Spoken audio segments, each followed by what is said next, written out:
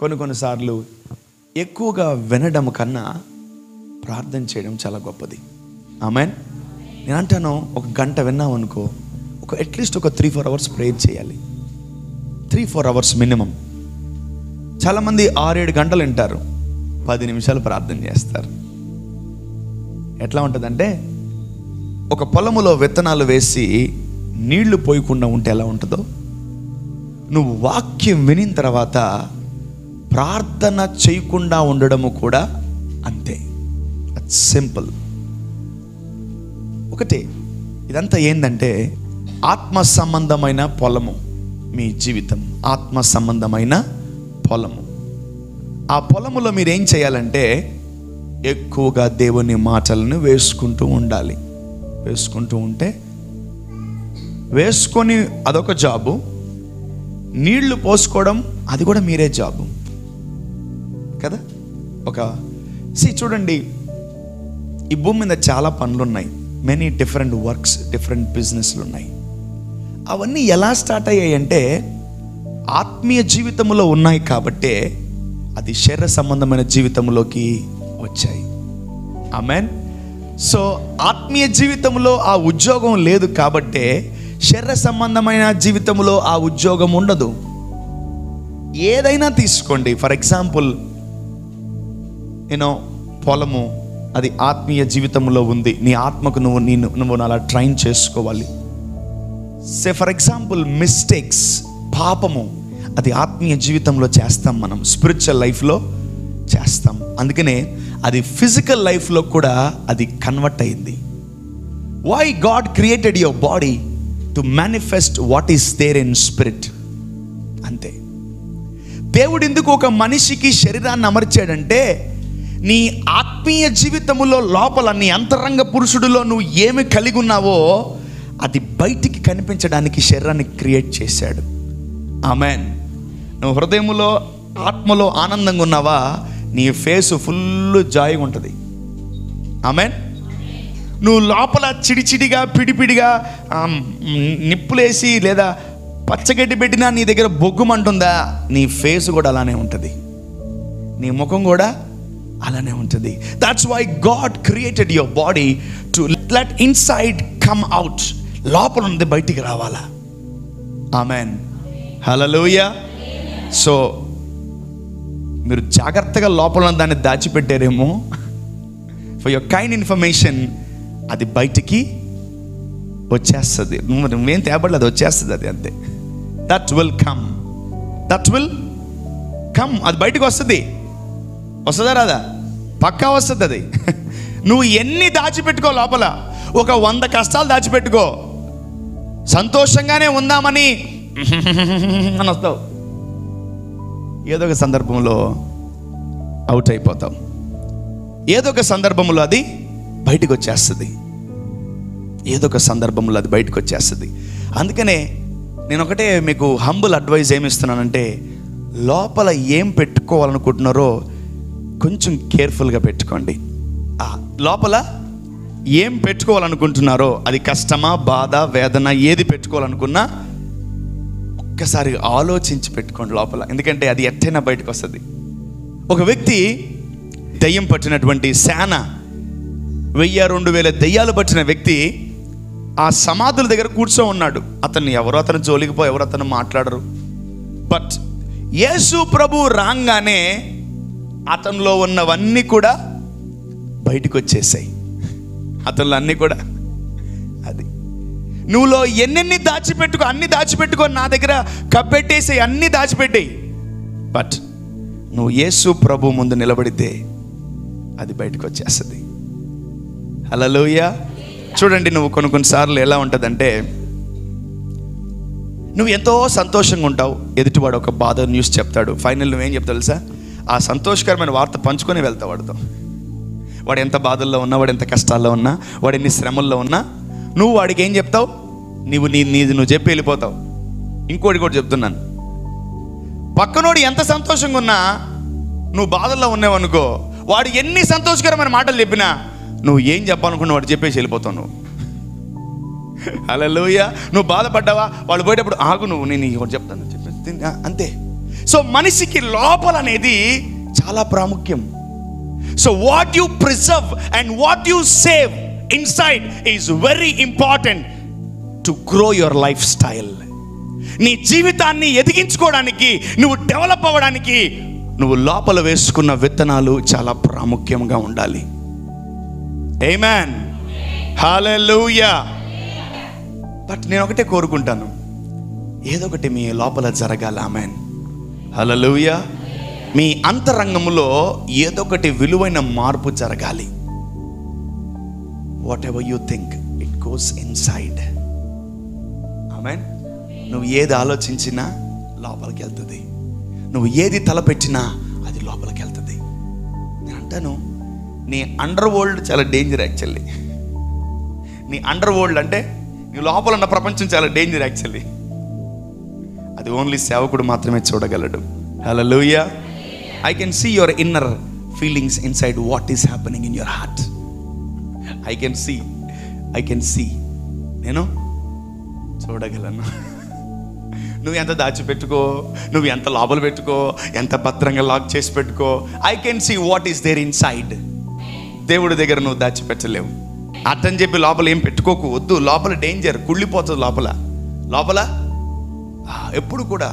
అందుకే దేవుడు ఎప్పుడు ఒక మాట అంటుంటాడు, హృదయ శుద్ధి గలవారు ధన్యులు. ఎవరైతే లోపల క్లీన్గా ఉన్నారో వాళ్ళే ధన్యులు. Amen, amen. బయట స్నానం చేసావా, బయట నువ్వు బట్టలు వేసుకున్నావా, బయట మురికి బట్టలు వేసుకున్నావా, అవి కాదు దేవుడు అడిగేది. హృదయ శుద్ధి గలవారు. ఎక్కడ క్లీన్గా ఉండాలి ముందు? నీ అండర్ వరల్డ్లో నువ్వు, అండర్ వరల్డ్ లోపల పెద్ద అసలు తట్టుకోలేవు నువ్వు. డాక్టర్లు ఎందుకు ఏం చేస్తారు ఆపరేషన్ చేసేప్పుడు? మూతికి మాస్క్ ఎందుకు? వాసన తట్టుకోలేము. నువ్వు ఆలోచనలు, తలంపులు, నీ స్వార్థము, నీ కుళ్ళు, నీ జలసి, నీ కొవ్వు, నీ అహంకారము అయిన లోపలికి పోతాయి. నువ్వు ఫలించిన ప్రతి చేదు ఫలం ఎక్కడికి పోద్ది? లోపలికి పోయి అక్కడక్కడ మొత్తం లోపల వెళ్ళిపోద్ది. బయటికి మాత్రం నువ్వు సెంట్లు కొట్టుకొని, పర్ఫ్యూములు కొట్టుకొని, అబ్బాబాబాబా కొత్త బట్టలు వేసుకొని ఐఎమ్ సో క్లీన్ నీట్ అని వస్తావు. నువ్వు ఎన్ని కొత్త బట్టలు వేసుకున్నా, నువ్వు ఎంత వైట్ షర్ట్లు వేసుకున్నా మాత్రం తోలు తీస్తాడు దేవుడు నీకు. జాగ్రత్త. యువర్ హార్ట్ షుడ్ బి ఎప్పటికప్పుడు లోపల భలే క్లీనింగ్ ఉండాలండి. ఆ క్లీనింగ్ కానీ లేకపోతే మాత్రం లోపల దేవుడు ఉండలేడు. లోపల దేవుడు ఉండలేడండి. నీకు దేవుడు కావాలా, లేదంటే నీ కోరికలు కావాలా? అది ఎప్పుడు లోపల పెట్టుకోవాలి మీరు. నా దేవుడు లోపల ఉండాలంటే నాకు నచ్చినవి బయటికి వెళ్ళిపోవాలి. ఆమెన్. కొన్నిసార్లు నీకు చెత్త ఇష్టం, కొన్నిసార్లు నీకు పనికి మాలిన క్రియలు ఇష్టం, కొన్నిసార్లు నీకు భయంకరమైనటువంటి పెంట ఇష్టం నీకు. కానీ వాటికన్నా నువ్వు ఎక్కువ దేవుడిని ఇష్టపడాలి. ఆమెన్. చెప్పండి, దేవా నిన్ను ఎక్కువ ఇష్టపడుతున్నాను. ఉత్తిగా చెప్తున్నారా? దేవుడు అంటే ఇష్టమా మీకు? అయితే ఆయన కోసం ఏమన్నా చేయండి లోపల. ఆమెన్. ఏమి లేదు, రోజు నీ గుండెని కడుక్కోవాలి. నువ్వు నీ హృదయాన్ని రోజు కడగాల. ఈ వాక్యముతో ఉదక స్నానం చేయాలి నువ్వు. హల్లెలూయా, హల్లెలూయా. దయచేసి దేవుణ్ణి మురికి వాడలో పెట్టకండి. నీ మురికి వాడ ఏం తెలుసా? నీ హృదయమే, డంప్ యార్డ్ కాదు. నువ్వు వాక్యం మీటింగ్ పెడితే డంప్ యార్డ్ దగ్గర కూడా పరిశుద్ధాత్ముడు వస్తాడు, తెలుసా మీకు అది? కానీ లోపలికి రాలేడు. ఎందుకు తెలుసా? ఆ డంప్ యార్డ్ కన్నా 100 రెట్లు మురికి లోపల ఉంది. That's why it doesn't come to everyone's life. అందరి జీవితంలో ఆయన ఉండాలని రూల్ లేదు. ఎవరైతే హృదయాన్ని శుద్ధి చేసుకుంటారో వారిలో ఉంటాడు. ఆమెన్. ఒకటే చెప్తున్నాను, పక్కన కొంపలు అంటుకోబోయినా మాత్రం, పక్కన పాపం 100,000 మంది, కోట్ల మంది పాపం చేస్తున్నా నీ హృదయాన్ని పాడు చేసుకోకు. It's just an advice for 2022. Amen, hallelujah. నేను ఒకటే అంటాను, మనిషి కావాలా దేవుడు కావాలా? మనిషి ఒకరోజు పొగుడుతాడు, ఒకరోజు గాయపరుస్తాడు, కానీ దేవుడు ఎప్పుడు కూడా మనల్ని బలపరుస్తాడు. ఆమెన్.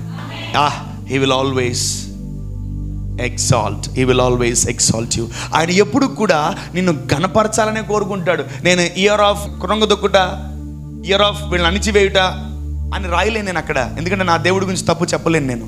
ఐ కాంట్ సే లై అబౌట్ మై గాడ్. హల్లెలూయా. ఏదైనా సరే ఈ లోకములో మనం అప్గ్రేడ్ అవ్వాలా, ఎదగాల. ఆమెన్. ఒకటే లైఫ్లో గుర్తుపెట్టుకోండి, విత్తనము లేందే ఫలం లేదు. విత్తనము లేందే if there is no outflow, there won't be inflow. Outflow లేకపోతే ఇన్ఫ్లో ఉండదు. ముందు ఆ తలంపు వచ్చిన వెంటనే దేవుడికి వేసేయండి. ఖచ్చితంగా మీకు వస్తుంది తలంపు. నేను రాసిస్తాను. ఏది నీ గట్టుకో ఫస్ట్ అంటది. నేను హాయి కట్టనమ్మా దెయ్యమా, ముందు దేవునికి కడతానండాల. ఆమేన్, హల్లెలూయా చెప్పాలి. హల్లెలూయా. సర్వశక్తిగల దేవుడు మొట్టమొదటి ఆదివారం రోజే మనందరితో సూటిగా మాట్లాడుతున్నాడు. Let's go to some scripture. యోహాను సువార్త 1వ అధ్యాయము 37వ వచనం. అతడు చెప్పిన మాట ఆ ఇద్దరు శిష్యులు విని యేసును వెంబడించిరి. యేసు వెనుకకు తిరిగి వారు తన్ను వెంబడించుట చూచి మీరేమి వెతుకుచున్నారని వారిని అడగగా వారు, రబ్బీ, నీవు ఎక్కడ కాపురం ఉన్నావని ఆయనను అడిగిరి. రబ్బీ అనే మాటకు బోధకుడని అర్థము. Wow, hallelujah. Right, a different word. యేసు ప్రభు మీద ఒక డిఫరెంట్ వర్డ్ని వాళ్ళు వాడారు. యేసును వెంబడించాలని వాళ్ళు చాలా కోరుకుంటున్నప్పుడు ఎందుకు వాళ్ళు యేసయ్యని వెంబడించాలనుకుంటున్నారు? ఎందుకు వాళ్ళు యేసు ప్రభుని ఇష్టపడ్డారు? ఎందుకు వాళ్ళు యేసు ప్రభుని ఎక్కువగా లైక్ చేసి ఆయన వెంబడించాలనుకున్నారంటే దేవుని యొక్క బోధ వాళ్ళకి నచ్చింది. ఆమేన్, హల్లెలూయా. దేవుని బోధ వాళ్లకు నచ్చింది. ఈరోజు మీ తండ్రి బోధ మీకు నచ్చాలి. Amen, hallelujah. You need to love the teachings and preachings of your man of God. Amen. ఇంకొకసారి చదవండి. అతడు చెప్పిన మాట ఆ ఇద్దరు శిష్యులు విని యేసును వెంబడించిరి. వావ్, ఏదో చెప్పాడు దేవుడు, ఏదో చెప్పాడు వాళ్ళిద్దరికి, ఆ ఇద్దరు శిష్యులకి. వెంటనే వాళ్ళు సమస్తాన్ని విడిచిపెట్టి యేసు ప్రభుని వెంబడించి వాళ్ళు అడుగుతున్నారు. చదువుమా. యేసు వెనుకకు తిరిగి వారు తన్ను వెంబడించుట చూచి మీరేమి వెతుకుచున్నారని వారిని అడగగా, మీరు ఏమి వెతుకుచున్నారని వారిని అడగగా వారు రబ్బీ, నీవు ఎక్కడ కాపురం ఉన్నావని ఆయనను అడిగిరి. అండర్లైన్ దట్ వర్డ్, రబ్బీ. రబ్బీ, బోధకుడా. రబ్బీ, నువ్వు ఎక్కడ కాపురం ఉన్నావని ఆయనను అడిగిరి. రబ్బీ అను మాటకు బోధకుడని అర్థం. ఆమేన్. సో ఈ మాట కొన్ని దగ్గరలే ఉంటుంది బైబిల్లో, రబ్బీ అనే మాట. బోధకుడు అంటే ఎక్కువగా నేర్పించేవాడు, చెప్పేవాడు, టీచ్ చేసేవాడు ఎక్కువ బోధకుడు. ఆయన అంత పెద్ద మాట అన్నారు వాళ్ళు.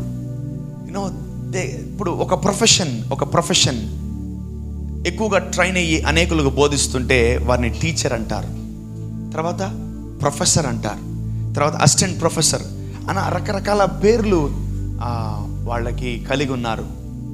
దేవుణ్ణి కూడా యేసయ్యని ఆ బోధ వాళ్ళు వినిన వెంటనే రబ్బీ అనే ఒక మాట అన్నారు. హల్లెలూయా. చాలామంది స్త్రీలు యేసు ప్రభుని అన్నారు రబ్బీ అని. ఒక ఆమె అయితే అసలు రబ్బీ ఎక్కడున్నావు నువ్వు అని ఆయన్ని కేకలు వేస్తూ అడుగుతూ ఉన్నింది. ఈరోజు బోధకుడు అంటే మనకు తెలియని దాన్ని బోధించేవాడు. Amen, hallelujah. And what we doesn't know that what he is preaching.